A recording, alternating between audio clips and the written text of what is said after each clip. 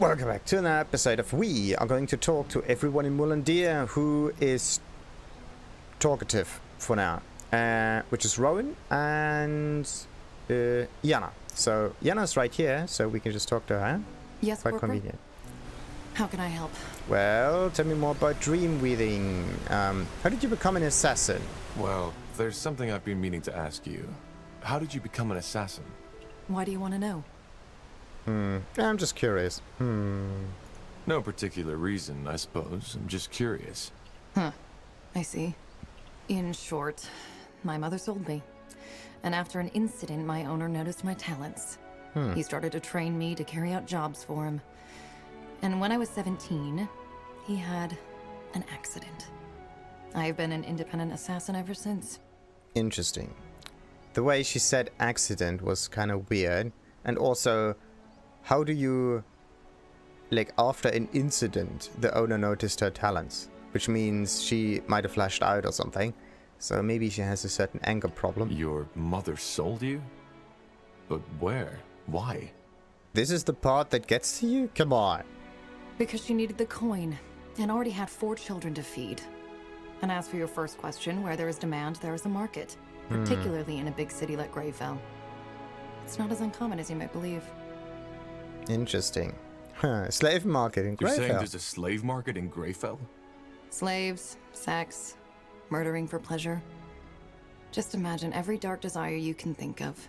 And you know what the Greyfell Bazaar has to offer. Bizarre. That's a nice way of calling it. I find it interesting that this surprises you.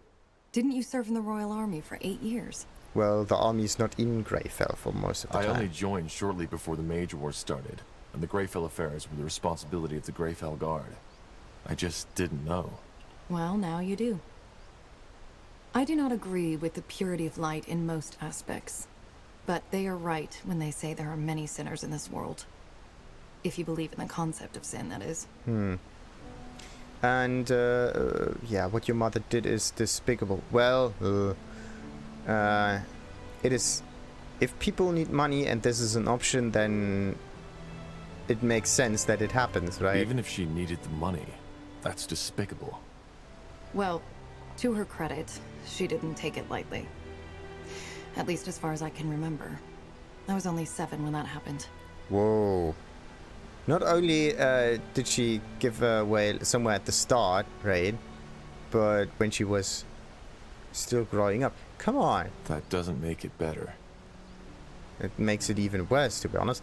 How do you feel about your mother selling you? How do you feel about this? Your mother selling you off? Well, I used to feel strongly about it. Now I've simply accepted it as part of my past. But there are plenty of reasons for that.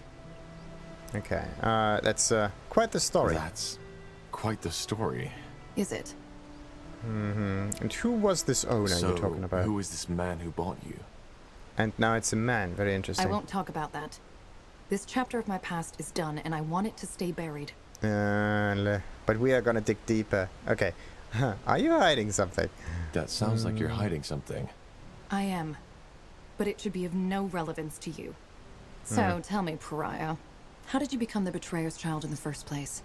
It's rare for a child to defy their own father. Well... Betrayer's child. You just happen to be the child, that's it. You don't become it. He lost his vision, definitely. He lost his vision.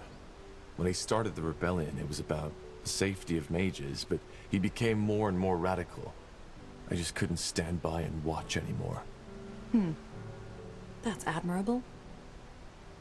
Well, thank you for sharing this with me. Either way, is there anything else you need? Okay, can you tell me more about your... Well, Can you tell me more? Dream Breather, suppose Well, I trying to suppose explain that, if I yada enter yada a yada. place where someone has died. And that's it. Goodbye. Alright, so... Interesting. What about this guy? Never mind. I'll be going. So, who's the next one? Rohen, of course. Will do. Also, where's the socket for the Nexus Stone? Oh, you can scroll. Talk to Isgrimm in the Nexus, talk to Yria in the Nexus, talk to Gore in the Nexus. Okay, there are an awful lot of people I need to talk to in the Nexus. What can I do for you What today? can I do for you? I had hoped as much. I want to equip the Wayfarers. I'm going for elves next, so I should upgrade the elves. You know how to bargain, Now don't would you you? look at Yes, yes. Let me Yes. take a look at your design. Yes, no, course. maybe. Take all the time you need. How do I figure out if I already bought this stuff or not? Pleasure doing Understood. business with Not you. bought this stuff, Come but again. have it in my I'm inventory. getting new wares by the next moon's turn. Unbelievable. All this. Must be quite a change of scenery. Yes, you could say that. All my life I dreamed of stepping through the portal, and now I did. And it's beautiful. Everything is so vast. Oh well. It will take some getting used to, that's for certain. There's something else I wanted to discuss with you. I brought some things from the island that could come in handy on your travels. Weapons, trinkets, all sorts of things I found in the Hibernian ruins over the years. Most of them haven't been used for millennia, but for a little gold, I could get them back into shape. Just let me know if you want to take a look. Yeah. Not only did you disband your post on the island, kind of, but you also stole an awful lot of things. I will. Thank you. He was a looter. Tahar. Come to So, trade? what do we got here? Potion of Revival. Not really necessary. I mean... Oh. Increases the amount of your maximum revival charges by 1. That is good. So I can have 5. Oh, that might be a good shot. I thought this was just reviving me, but no, it does have a significant impact. Well, maybe significant is a bit too much, but Snake Devourer. Cool. Yeah, I already got one Snake Devourer. Then what's this one? Shaman Sword. Chance to inflict fire and or ice damage. What? In a small area of effect. Additional damage is fire and ice. And or. This thing is absolutely not gonna decide what's gonna happen. Also, what about the siege damage? No siege damage. This is a sword and it pierces. So it has 2 weapon damage types. Same as this one. 2 damage types. Slashing and piercing. What was it? Yeah. No. Slash and thrusting. There we go. There's also pierce. What's the difference between thrust and pierce? Isn't it the same? Like a pointy thing getting pushed into your body, right? Slashing is a sharp thingy. It's not a point, but it's a line that hits you. That's a slash resistance. And then you have an area that hits you, which is the blunt resistance. Makes sense, right? It goes from pointy to line to area. And then you need a 3-dimensional kind of damage form. And the 3-dimensional form is, of course, magic. Because it just takes place in the body that's affected. If you think about it this way, it makes absolute sense. 1, 2, 0 dimensions actually. Was it 1, 2? Yeah. 0 dimensions, 1 dimension, 2 dimension, 3-dimensional. But then you have the thrust resistance thingy, which is weird. The Thorning Shield. Oh! 100% resistance against frost. That's amazing. Only cost me 12,000. Great. Isgrimm would benefit from this a lot. Ah, come on. I can't even look at all of the other characters in here. That's iffy. So I have to click on Isgrimm in order to get the right numbers. Whatever. Chance to apply silence. Demon damage. Bonus damage against Medusae. Everything is good against... For some reason, he has items that are good against Medusae, right? But the Medusae were supposed to be the defenders of the island. That's just weird. And he looks like Vin Diesel for some reason. Okay, block chance of 20% is also pretty high. pretty damn cool. 100% resistance against frost. That means you can have, let's say, some fire resistance rings or something. That is amazing. Okay. Farewell.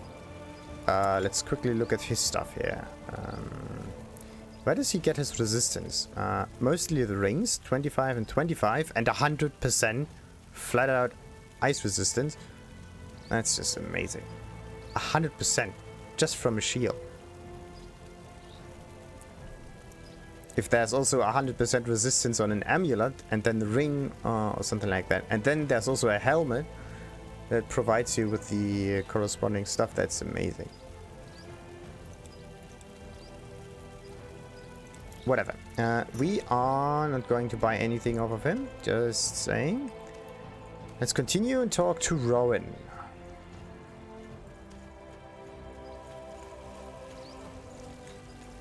Tahar, what is it? Well, I don't know. What is it? What happened after I left the rebellion? There's one thing I've been wondering about. After we parted at the hideout, what exactly happened?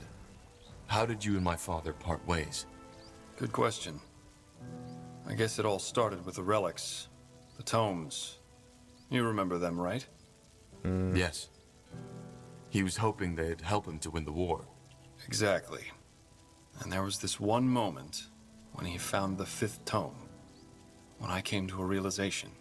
You see, there were all those bodies, enemies, but also many of our people. We had shed so much blood, Tahar. But Isamo, he didn't care. If there was any grief in his eyes, I couldn't see it. And as dramatic as it may sound, that's when I finally understood that we had lost our cause. This wasn't about ideals, about us mages anymore. It was about him. Whatever his intentions had become. And that's the reason Zane, Helena, and I betrayed him. Come on, do you really want to tell us you didn't see that before? The tomes were all about power. I knew it was about power, but Isamo always told us that he would use that power for the greater good. And it's not that far off. I mean, can't you imagine? With the power of the tomes, we could have united the world. Even made it a better one. No more persecution of the deviant. No more wars, no more suffering. No more wars, no more suffering. Like, come on. What would people do then otherwise? An aristocracy. Yeah, of course it's an... It doesn't matter what it's called. I sound like a fanatic. Well, maybe, but my father was a murderer. Duh. It's always about a murderer. Everyone is a murderer. Okay, so what about the aristocracy? You mean an aristocracy, with a couple of mages playing God?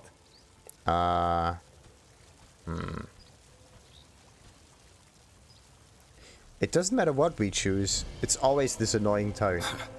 There's always someone playing God. And honestly, don't you think the world would have been a better place if there were gods who actually cared? Who involved themselves in politics? I do. Think about it. If there would be a god, you would be absolutely fucked.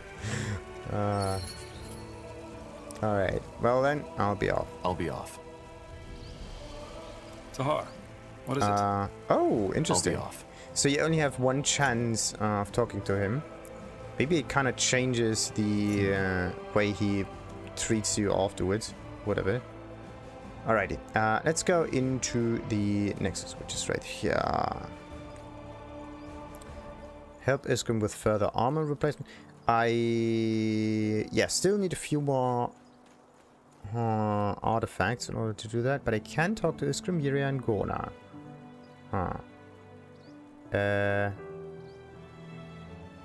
And all of them are in the Nexus area. Alright. So, would you like to travel to Mulandir? Sure. Nexus.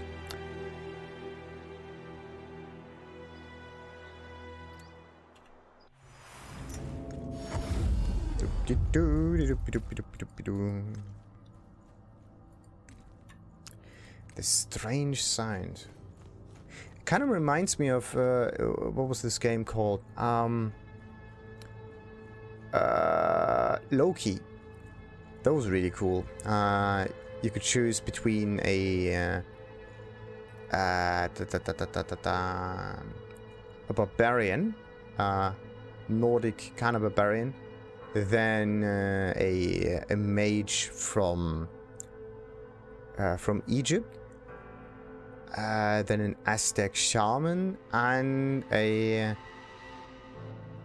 Amazon.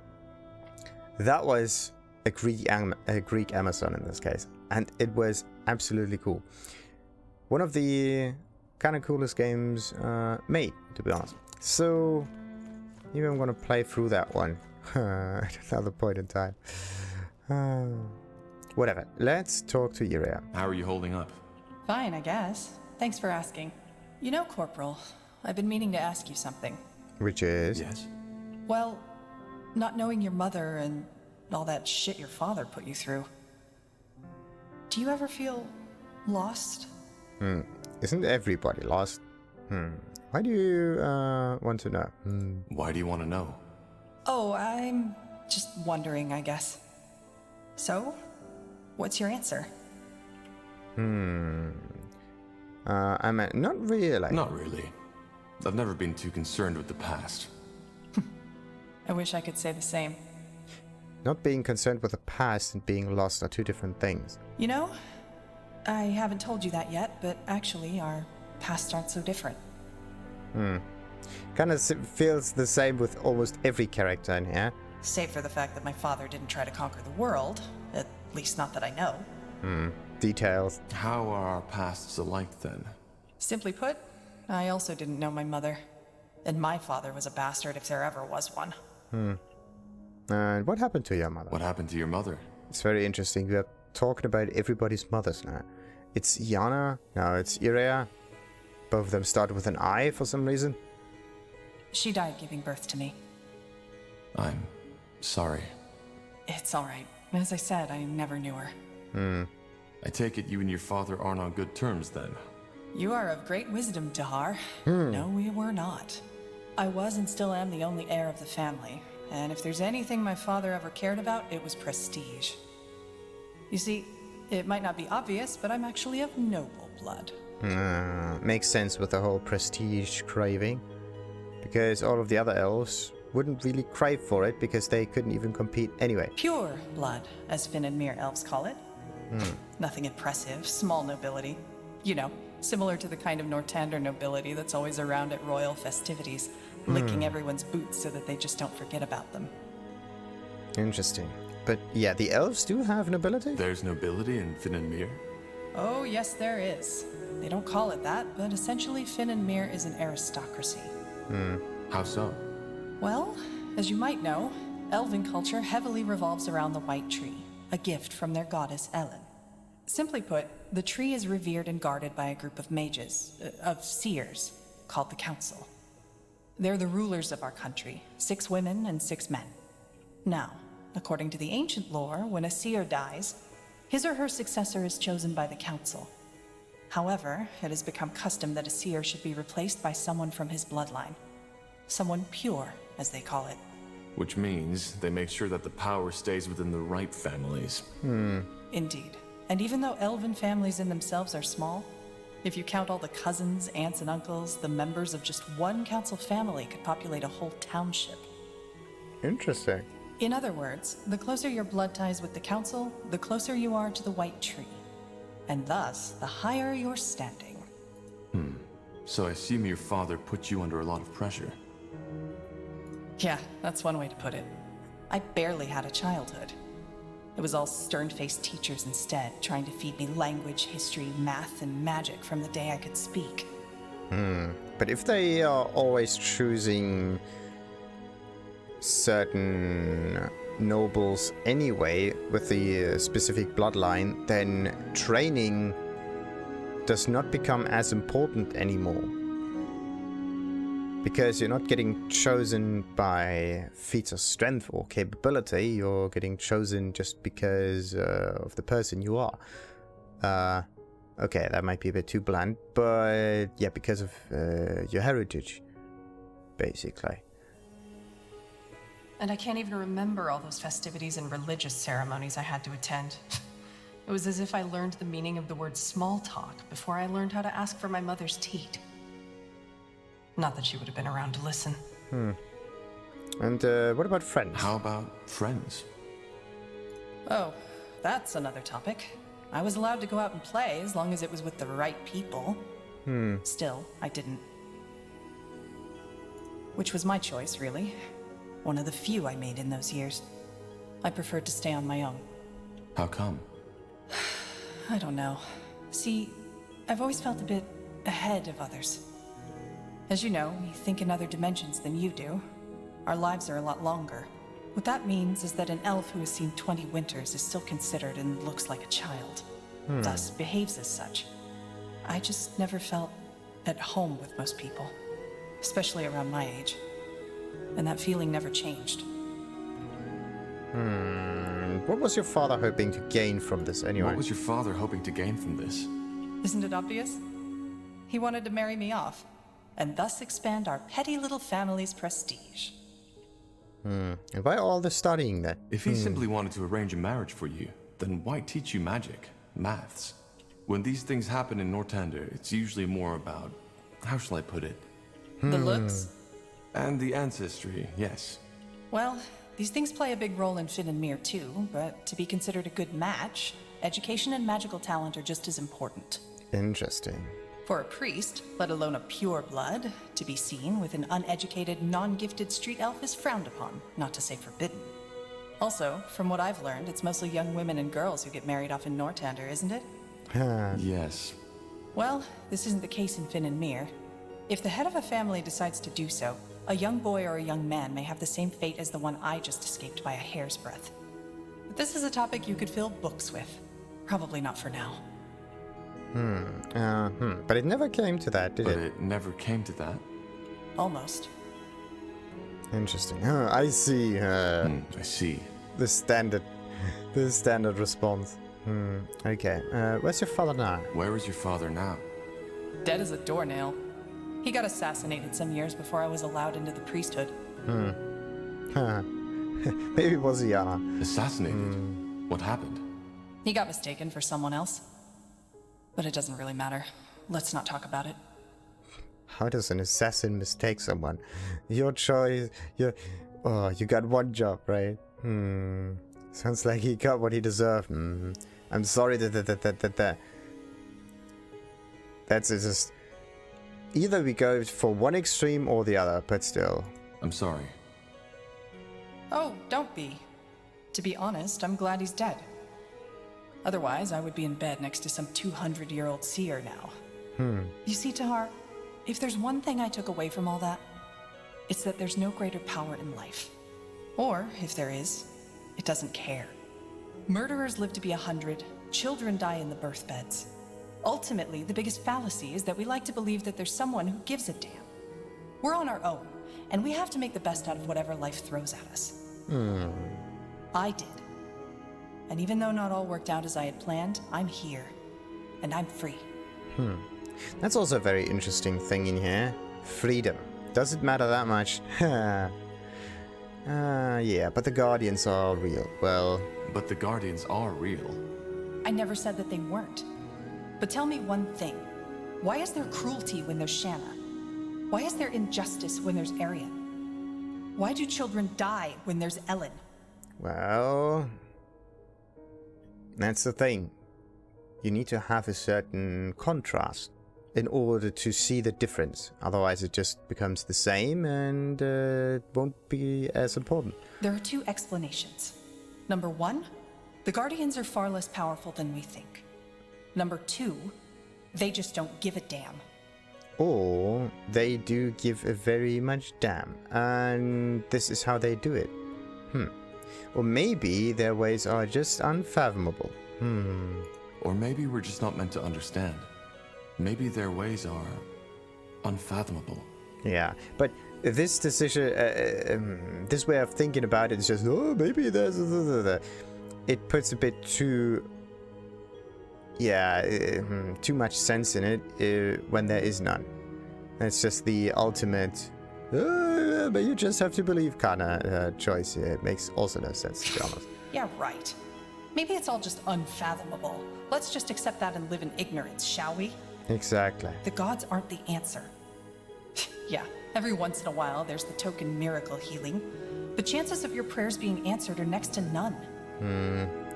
So you can either sit on your buttocks hoping that some god will take pity, or you can take your fate into your own hands.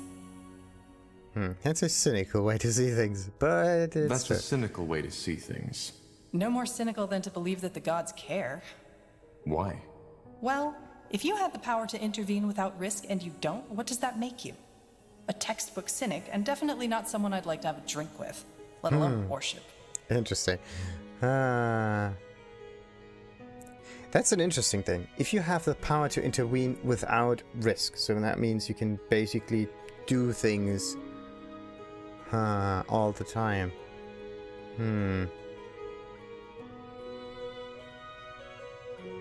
But why does it have to do with cynicism? It's basically a bystander, but not a cynicism. A cynic. But okay. But you still feel lost sometimes.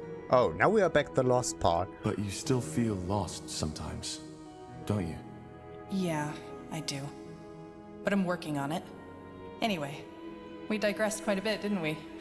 Sorry, my fault. Sometimes I just talk too much. For someone who doesn't like to be around people, he's very talkative. I'll see you around, Tahar. And thanks for listening. So, Let's anything see. else? Corporal? Need anything? Need anything? Tell me about your time on the road. Tell me a bit. Is that a command, Corporal? Commander. There we go. All right. Please. But I'm afraid there isn't some. Well, time ago. most of the time you're stuck well. Visit sometimes. Yada yada yada. Truth be Blah told, blah I blah don't blah. know. And that's it. Okay. So there is certain standard dialogue that you can always trigger. Very interesting. Ooh. Where do I insert that son now? There is supposed to be a socket. I just have to figure out where that socket might be. Okay. Gore. Now would you look at that? How did you become a shapeshifter? How did you become a shapeshifter? I was chosen. And how does that work? Complicated. Are you sure you want to hear the whole story? Time isn't exactly on our side. There's too much light in this room. Yeah, the more I know about your abilities, the better. It isn't, but the more I know about your abilities, the better. You're fighting for me, after all. We're not fighting for you, Tahar. We are fighting alongside each other. That's a big difference. Oh. Alongside that. Alongside, then. Good. Let's make it short then. Shapeshifting is a gift of Zarek. One that only the best of his shamans are granted. Now it's only the best that can do it. Okay. And how does one become a shaman? And how does one become the best at being a shaman? He has to be chosen by a tribe's chieftain. You see, magical talent is a lot rarer among orcs than it is among humans or elves. Maybe it wouldn't be as rare if you wouldn't hit each other's head in every time. In my tribe, there was only me and Rain. We both discovered our talent by chance. I, when I was 9, and put out a fire that had broken out in my family's hut. Interesting. Is it really... written like this with 2 R's? Rain, rain, like a pirate. Everybody was asleep. Even the damn fool that had been tasked to stand guard. When I woke up, the entire room was in flames.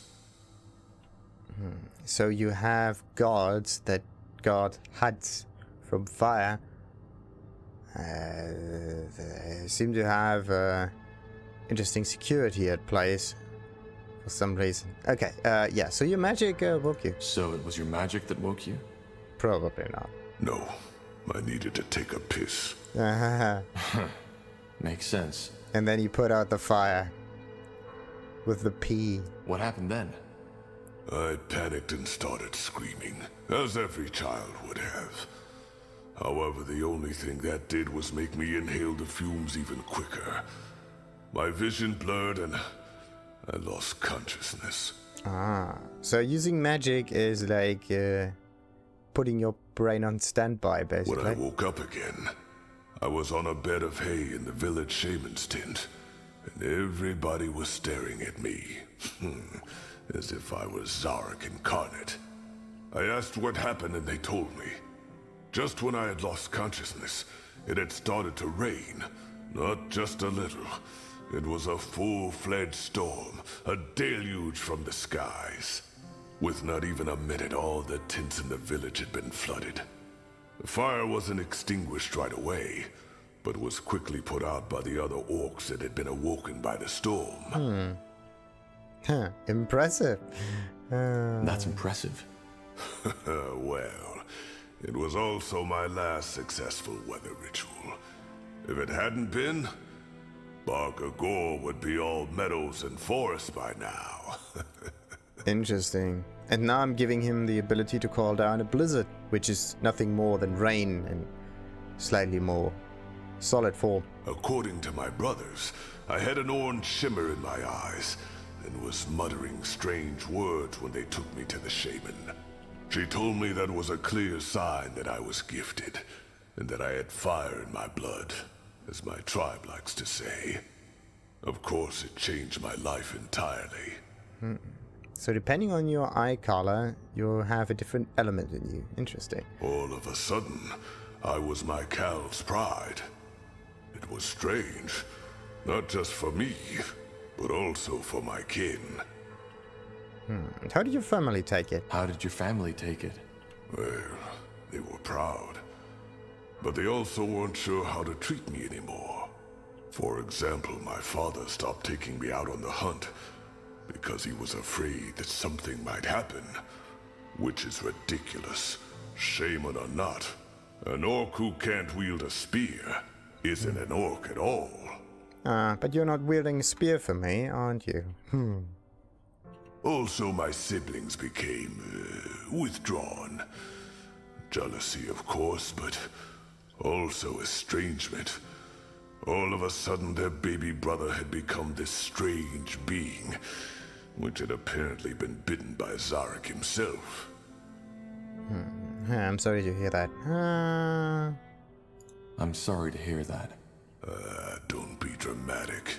There's worse fates than being the one gifted orc among thousands. And who trained you Who then? trained you? The healer? Yes, but only about her craft. Primitive ghost callings, alchemy, medicine. I learned my magic from an elder who lived in a tiny shack a 15-mile march from our village. I woke up every day before dawn, walked for 2 hours, served him, and received my lessons, then returned to my Cal shortly before midnight. It was hard, yes, but it was insightful. Those long walks in the darkness, the solitude at the foot of the mountain where his shack was, they shaped me. They turned you into a runner. You mentioned somebody named Rain. Interesting. And who is this Rain you mentioned earlier? So it was with 2 R's. Did I? Well, that's complicated. I don't want to talk about it. Aww. All right. Just like that. Okay. Regarding this Rain. Regarding this Rain you told me about, No, Tahar. Accept it. Huh? Okay, what about the orc back in culture Barker thing? Gore, you told me that you think the orc should strive to be more. Do you consider your culture to be... But of course you don't admit to it. I'm so you make it sound so sure. I'll be off. And leave. So now we got all of his backstory. One more character to talk to, which is Isgrimm, Echoes of the Past.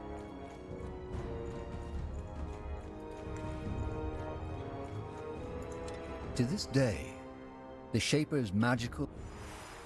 Why do I always go backwards? This is weird.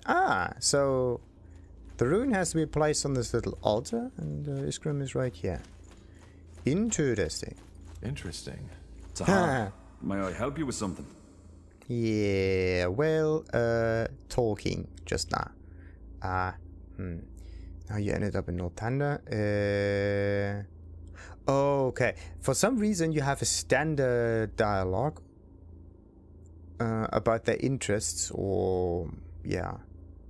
Just for him, it's about shapers. For Gore, it was about the orcs.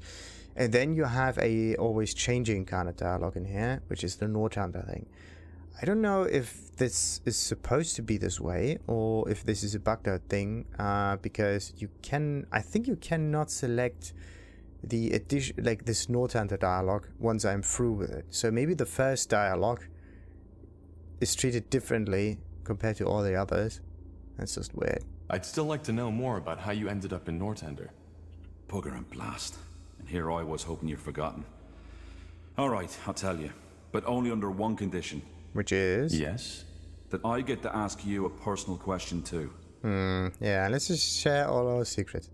Did I get to I'm not sure. Deal. Then we have a deal. Go ahead, I'm listening. Fair enough. I was born in the Windwall Mountains. Windwall Mountains, Charlie. Windwall Mountains. You don't say. Sorry, still sorting out my thoughts. It's been a long time since I last told this story to anyone. Alright, one more time. As you can imagine, I was born in Windwall, a child of the rocks. Come again? A true dwarf, as some would say. Born in the buried city, not on the outside as the traders and farmers are. Oh. My family was quite privileged. Not nobility, but my mother and father led a big smeltery which supplied one of the finest smithies. Moonsilver weaponry. Ever heard of it? Moonsilver? Yes. Weaponry? I have not seen it yet. I think so. The commanders of the Royal Army use them. Very interesting. There seems to be a common theme here. An awful lot of those people are from... either they have it really hard, like Ianna, and I don't know, maybe Uram also. I don't know if he actually talked about his past. Same goes for Undergast, by the way. I don't know anything about it. Weird. Same goes for Rohen. He's not that talkative. Figures. Well, my childhood was a rather unremarkable one. I had 2 brothers and a sister, and even though I was the oldest child, I was always the most quiet one.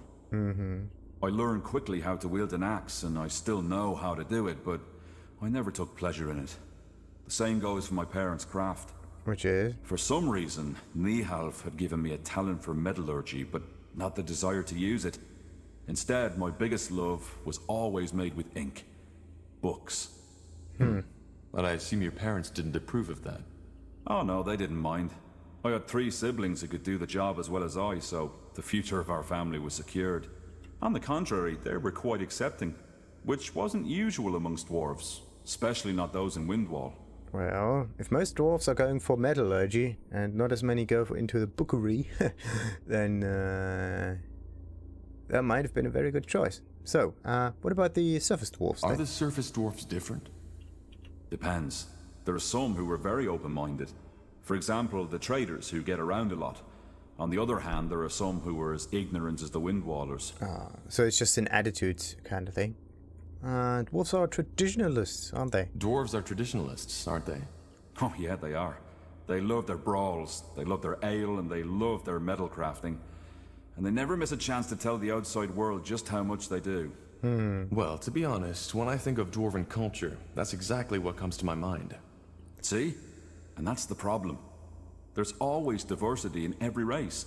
There are soft-hearted orcs, there are elves who don't give a damn about the white tree, and there are humans with...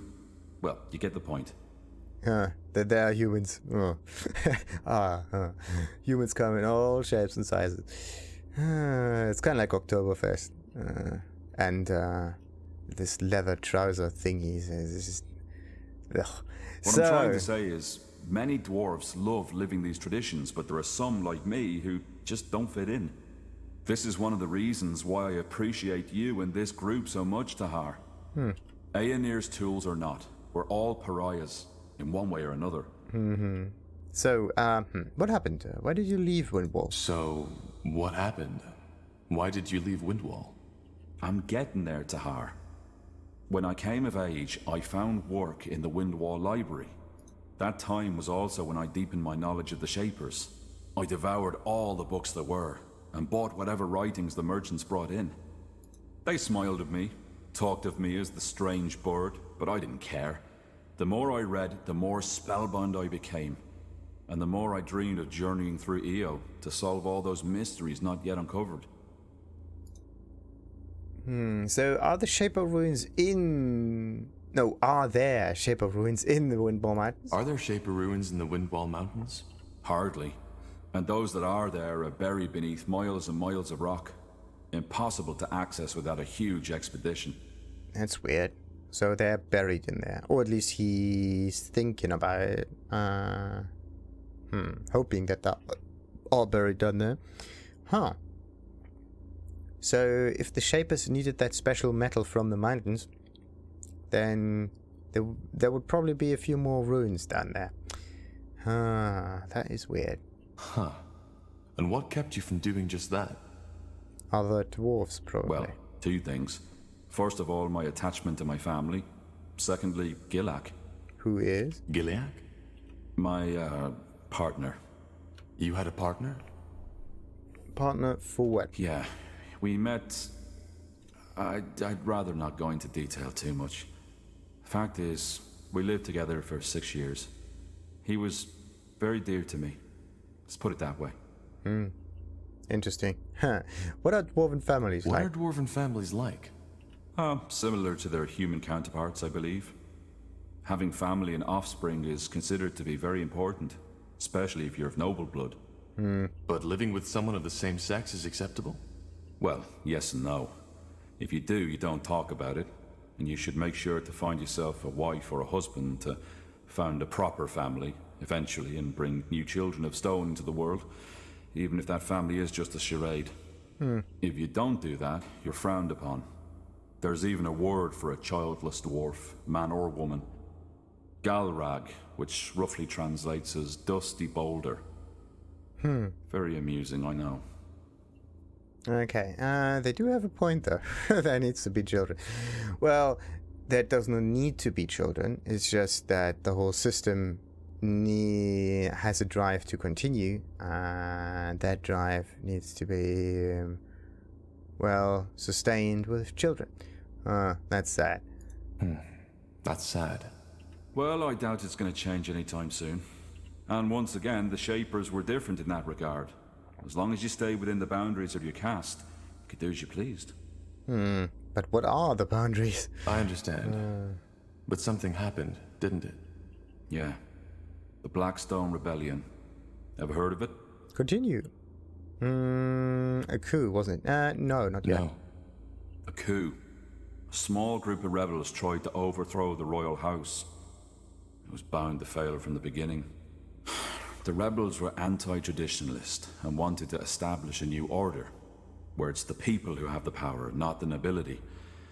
Gilak was one of these rebels. That's actually a very interesting thing if you think about it, because you need to have power in order to have power, right? Or to be in power, or at least, yeah. You need to be powerful first, and this can either be by having the power or by whatever, wielding it or whatnot. The nobility has the power because they act all powerful and they utilize their powers, right, to probably suppress anyone else. It's kind of like the same with every society. Doesn't matter. It's always the same. People in power try to suppress anyone else who does not have the power, or whatever the power is in the regard. It can be monetary, it can be military, it can be it can also be religious in some forms. It basically behaves in a similar manner as sport.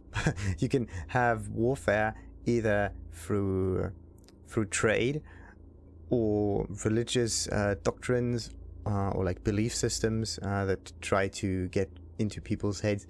And then you can also have like a war of, what was it? Yeah, military. This standard war basically by hitting people's head in.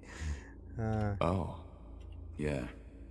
At first, before the coup, they tried to raise awareness by giving underground speeches. A noble endeavor, but not at all thought through. Most dwarves just don't care about politics as long as they can have their mugs of ale. That's also one way of keeping the people suppressed, right? First, he didn't ask me to participate, but the more sour things went, the more he started pushing me. At one point, we had a fight. When he asked me to steal money from my family to support the movement, it was terrible. Why steal it? Finally, push came to shove, and he told me of the coup. He knew that despite my occupation, I was a remarkable fighter and Earthshaper, which is why he asked me to fight alongside him. You can make a difference, that's what he said. But how? By Nihalf, he was just so naive. He really thought it would be like in the old legends, a group of courageous dwarves fighting their way to Isgrimm Castle with me at his side. I just don't. Well, there needs to be a certain revolutionary situation and place first, and then change can happen. Before that, nothing. Absolutely nothing. It's usually a certain amount of stress that needs to be put onto the society in order to trigger a revolution. And usually, like if in this case, people in power know how that stress can be handled or taken out of the system or directed towards a different target, then they can stay in power for basically an indefinite amount of time. So, yeah, that's basically it. The system needs to boil up. That's what you need to have. Forgive me. It's strange to talk about it like this. Thank you for trusting me. It's okay. Thank you for trusting me. Yeah, sure. You can imagine how torn I was. I knew he'd die if the coup took place, but I also knew that I couldn't stop him. When I told him he was mad, he called me a coward, a delusional bookworm, who'd rather spend his whole life dreaming about the past and changing the present. Interesting. In this case, it's two people with a specific ways of looking at the world, right? And they are basically, it's impossible for both of them to see the standpoint of the other. That's basically it. They're blind for the other person. Because none of the standpoints are more true than the other. It's just what it is. Then he left. The next day, I found him beheaded by a royal guard. They didn't even make it to the castle stairs. That's definitely a huge I'm sorry for that one. I'm sorry, Isgrimm. It's all right. And why didn't you tell the guard about their plans? Why, like, come on. You don't want to be affiliated, or like, then this head would be on the pike. Why didn't you tell the guard about the movement's plans? They could have stopped him. Yeah, they could have. Only to execute him and all his friends the next morrow. Tahar, believe me, I thought about this quite a lot. About what I could or should have done. And do you want to know the saddest part of it? What? I came to the conclusion that I did nothing wrong. He had his mind set. And nothing I could have said would have changed what had been about to happen. In the end, there's only so much you can do. Yeah, makes sense. In a way, he was a bit too early. What happened then? What happened then? I ran. Not only because I'd rather have died than returned to that empty house of ours, but also because they would have arrested me too. Our relationship wasn't a secret, and in their eyes, I was as eccentric as Gilak and his friends. And we all know how dangerous eccentrics are, don't we? Interesting. So Bookworm is all of a sudden an eccentric. That makes no sense. But yeah, people are usually nonsensical anyway. I left my family a letter, telling them not to come after me. Bought a horse and rode as far as it would take me before collapsing. That was 9 years ago. I haven't returned ever since. What about your family? What about your family? Did you ever hear from them again? not directly. Every now and then, I return to a big city to find a dwarf who can tell me about Windwall. But the thought of returning, I don't know. I know it's cruel toward them, but I just don't think I could ever bear setting foot in those cursed stone halls again. I see. And since then, you've been studying the Shapers? Yeah. If there really is, as people say, a silver lining to everything, then this would be it. I'm finally doing what I was too afraid to do back in Windwall. I'm living my dream. Though the price I paid for it was high. And you know what, Tahar? What? There's a third reason to my fascination with the Shapers I haven't told you about yet. It's Gilak. Stupid as it may sound, there's a part of me who wants to prove him wrong. To show him that the past has value. It's not about right and wrong, but okay. That it can guide us towards a better world. This is the same attitude that Gilak had with his own little revolution. I see. Well, thank you for sharing this, Isgrimm. I appreciate it. Now to the actual question. Yeah. It felt good to talk about it. I didn't expect that. But you're not off the hook yet. The question, remember? Right. Shoot. Your past is even more unusual than mine. Growing up with a man like Isamo Tahar as your father? Without a mother? And then the whole thing with the Mage Rebellion? I know you've been through a lot. Now, I was wondering, if you could trade that past you've had for a different one, would you do it? That's the thing. Changing someone's past... it would base... There's one problem about changing people's past, and it is that you would not end up the same person, therefore you can't. Not only that you can't, but in a way it is against the survival of the individual. Because in a way, if it is, let's say, this Tahar right now that has a certain past, and if he chooses to have a different one, then this individual Tahar would die off, and another one would have its place. So, just to stay alive, right? This kind of like idea of the surviving individual goes against that. But yeah, would you... But if all of your person stays the same, would you... I don't know. What kind of past could I choose, What kind of a past could I choose? Anything? Anything. It doesn't matter. It's not that it doesn't matter, it's probably a no. I wouldn't. That surprises me, to be honest. But I think I understand. Either way, pleasure speaking with you. Hope this wasn't too grim for you, but then again, you asked for it. Give me some time now, will you? Sure. Take care, Isgrimm. Isgrimm now has access to a new skill called Bastion. That's interesting. Wait a minute. So Yria does not have the reborn skill yet. But I had her first in my squad. For some reason, Bastion. That was in case of self and stone. Do I need to? I need to learn it. Do I? Gotta be kidding me. Okay. That's also very weird. Why do I have an affinity? Wait a minute. Let's see. Yeah, it's not here. It's not in there at all.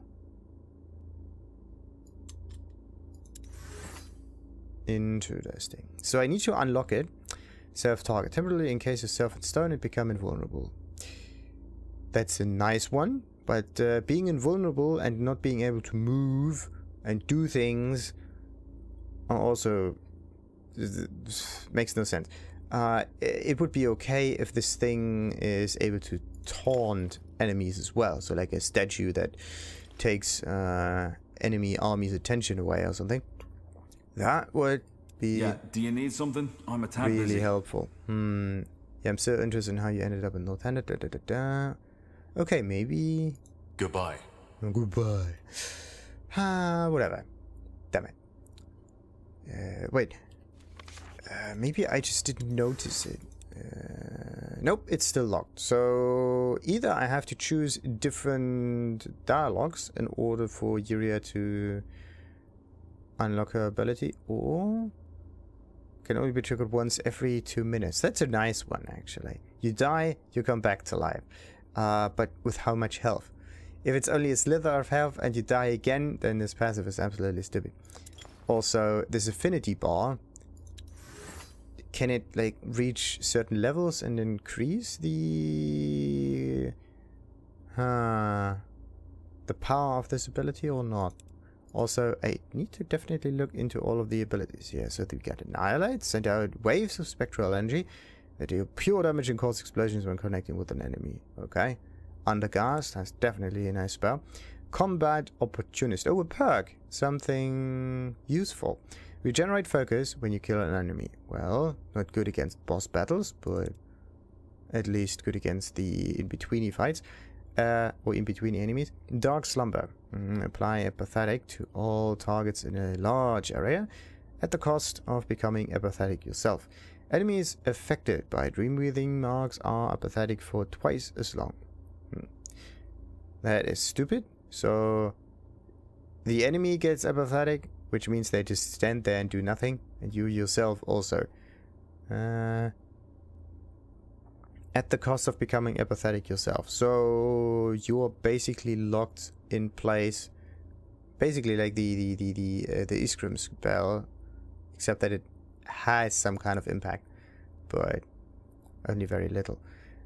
I would have thought that this affinity abilities would be a bit more useful, but okay. They're definitely much more different than your regular abilities here. Shapeshift into a tribe eater. Also constitutional scaling. Interesting.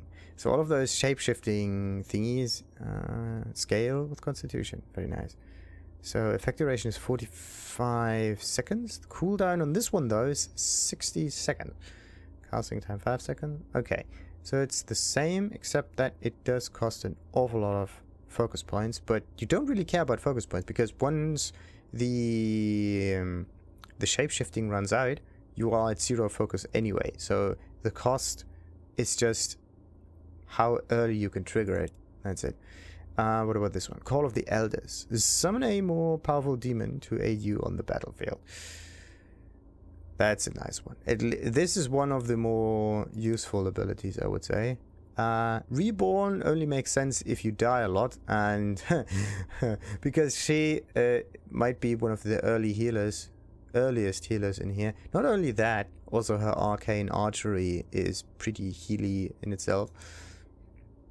Yeah, if Undergast would be another healer, but he's more of a, well, battle mage thingy. Isgrimm definitely is a tank.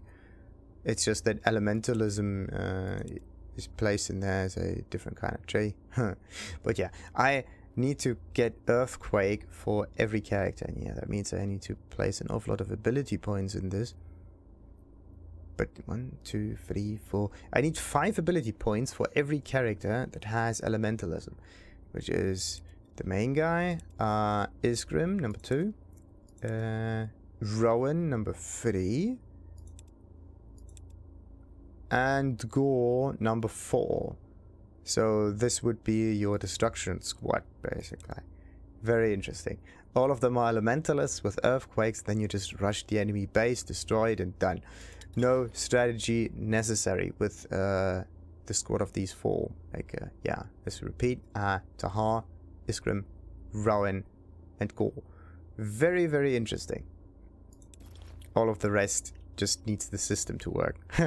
Anyway, before we put this Nexus Stone into its socket and see what will happen, or actually, what's the other one? Go to Arnia's Blade. Yeah, Arnia's Blade is the next one.